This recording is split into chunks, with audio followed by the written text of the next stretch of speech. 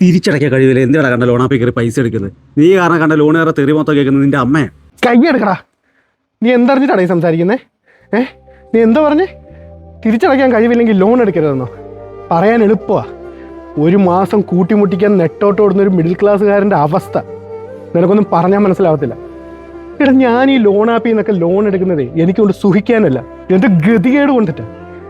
എടാ, 30 ദിവസം പട്ടിപ്പണി എടുത്ത് കിട്ടുന്ന പൈസ അക്കൗണ്ടിൽ കയറിയാൽ ഉടൻ current bill, EMI, water bill, gas, വീടിൻ്റെ റെൻറ്റ് എടാ 2 ദിവസം കൊണ്ട് തീരും. എടാ, അത് കഴിഞ്ഞ മാസം എങ്ങനെ മുന്നോട്ട് കൊണ്ടുപോകുമെന്ന് ഓർത്തിട്ട് ആദ്യമാണ്.